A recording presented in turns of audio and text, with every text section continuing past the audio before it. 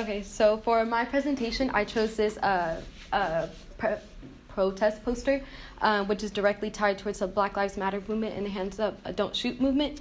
The audience is mostly for protesters that could use this poster, but also creates some discomfort, especially in the white community and the law enforcement, due to recent controversial stories.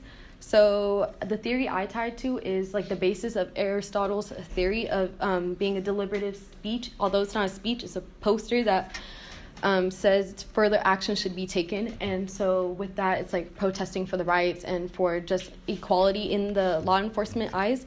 And also it uses pathos, which appeals to the emotions. So on the side of the protesters, it ignites the fuel to resist of police brutality, but also it can be seen that like in the white community and law enforcement, it creates discomfort. So with that, it uses cognitive dissonance. Oh my gosh.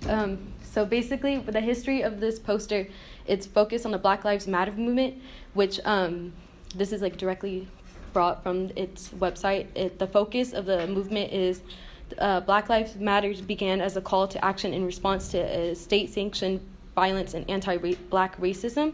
So it began shortly after the death of Trayvon Martin, which I'm sure all of us have heard.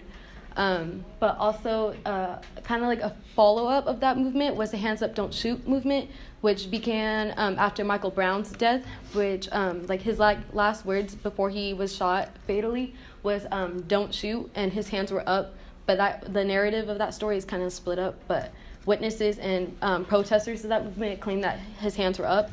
So if you like look at the variables of the poster, you see the hands and the fist, but usually your hands, when officers tell you don't shoot, like your hands are up.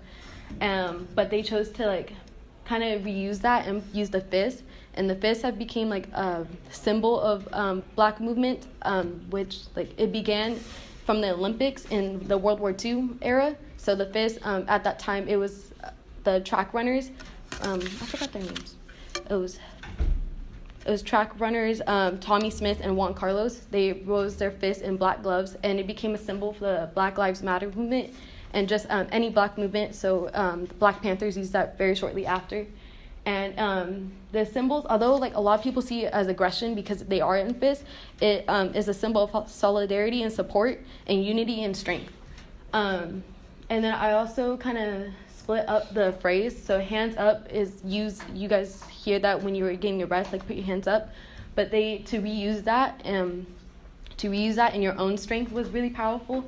And then the don't shoot was used in Michael Brown's death. So to use those two variables and make it into a chant, which was heard in the movements and continue to be reused, it creates a phrase that is a symbolic cry against police brutality against young men.